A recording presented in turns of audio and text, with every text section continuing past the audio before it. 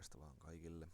Mä tuolla Instagramissa laitan yhteen kuvaan kysely, että kiinnostaisiko teitä nähdä, miten mä muokkaan noit kuviani. Et aina ennen kuin mä laitan ne jonnekin Instagramiin tai VSCO-kämiin julki, niin sieltä tuli muutama kommentti, että joo, että tee vaan. Sitten mä miettisin, että no miksipä ei. Aina voi yrittää, jos joku vaikka kiinnostuisi tämmöisestä näin ja oppisi jotain uutta ja moni muukin saisi hienompia kuvia aikaiseksi jaloistain näitä mun pieniä vinkkejäni. Eli mulla on Lightroomi, mitä mä en käytä.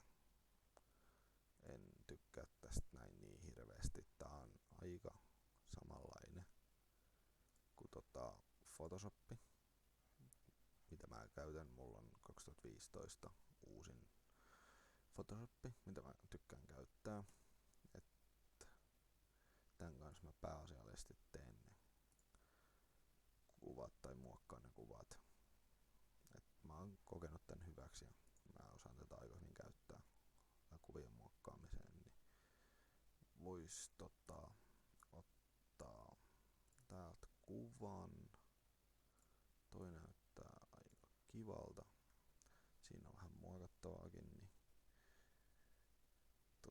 tästä näin kun tää aukeaa, kun mä yleensä vaan vetää sen nää kuvat tänne, niin sit se tulee tällainen näin niinku sijoitettun kuvan, niin tästä näin shiftipohjas vähän vetäsee kuvaa suuremmaksi, koska muuten se jää niinku liian pieneksi. Niin sit se tulee kivasti reunojen ylitten tuolta. Niin ei tuu mitään ongelmaa siihen sitten. Tuolta noin ottaa, että rasteroi tasan, niin se on mun mielestä silloin helpompi muokata kuvaa. Niin pääasiallisesti mä otan täältä suodin ja kameran RAW-suodin. Sitten tässä on valotasapaino. Yleensä mä otan tosta automaatin ja katon, niin tästäkin nyt tuli liian keltainen, niin sit lämpötilaa otan vähän ton niinku pakkasen puolelle. Sitten tulee kivempi ja sit tästä pystyy niinku vihreät säätämään kans, niin täällä saa aika hyvin korjattu sitä, että niinku kun otat kuvan, niin siinä voi tulla pieniä virheitä, niin tää on ihan kätevä siinä. Täältä löytyy samat ominaisuudet aika pitkälti kun tossa Lightroomissa, mut mä en tiedä minkä takia mä tykkään enemmän käyttää Photoshopia. Ehkä tässä sit pystyy, niin jos tulee siinä kuvassa joku pieni virhe, niin se virhe pystyy korjaamaan Photoshopilla. Tai blurraamaan jotain paljon kivemmin ja helpommin.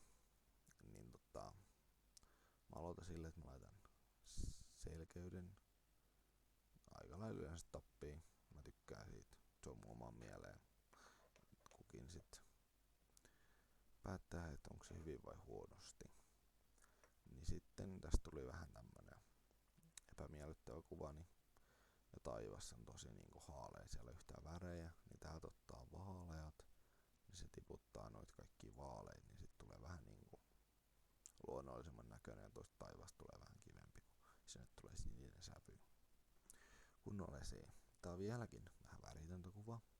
Sitten ottaa täältä näin pikkasen eloisuutta ja vähän kylläisyyttä, niin kuvaan tulee värit kunnolla takaisin. Sitten tässä on tää varjostus, niin on tosi huono tässä mopossa. Että on kauhean tumma tää mopo, koska kaikki auringonvärittäis valohan on kohdistunut tänne ja kamera on niinku älynyt, että täällä on valoa, niin se niinku valottaa tätä eikä tätä mopoa niinkään. Niin sit täältä näin lisää tätä varjostusta, niin sit toi mopo tulee tosta kivemmin esille. Mut sit tästä muusta kuvasta tulee ehkä vähän niinku tää on turhan niinku vaalea, niin sit täältä voi lisätä vähän kontrastia siihen. Sitä ei kannata kauheasti, koska sit se tuhoaa aika helposti sen kuvan nopeasti. Sit jos tää on vieläkin vaalea, niin tuot tiputtaa vähän valotusta, niin sit se saa semmosen hienon säväyksen. Sitten täällä niin pystyy vertaamaan täältä, että miten se kuva muuttuu. Nyt se muuttuu vähän hölmösti. Nyt mä klikkasin vahinko sutiin, mutta siis tosta pystyy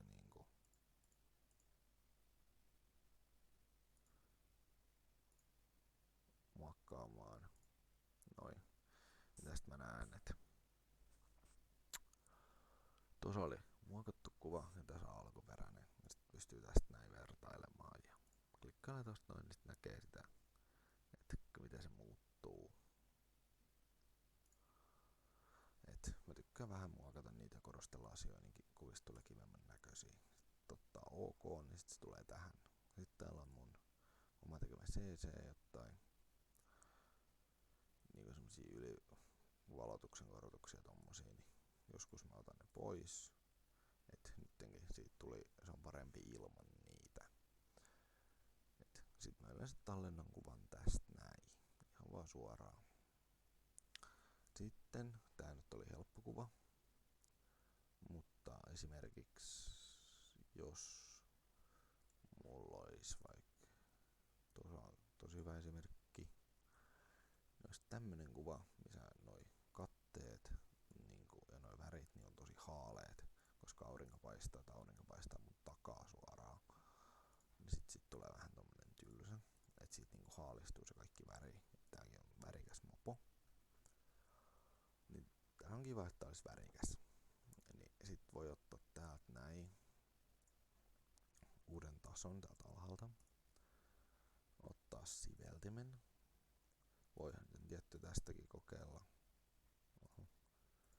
Niin, niin maalata ne katteet.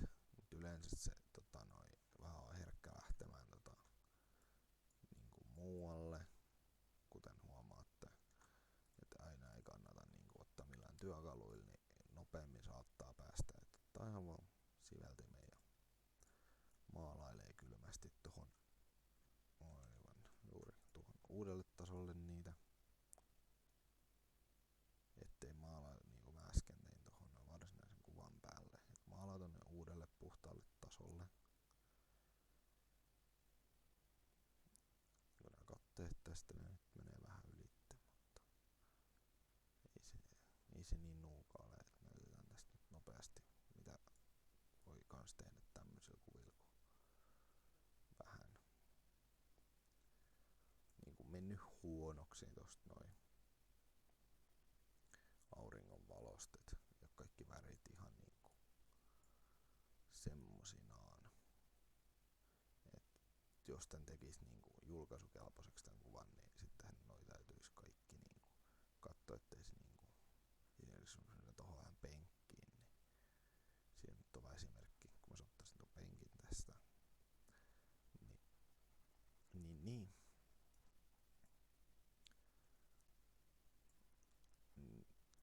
Niin ottaa täältä näin niinku periaatteessa tason. Niinku millaisena se taso on, nyt se on normaali, niin ottaa täältä pehmeä valo. Niin sit huomaa, kun noi katteet niinku tuli paljon valosammaksi, ei valosammaksi, niinku terävämmäksi noi värit.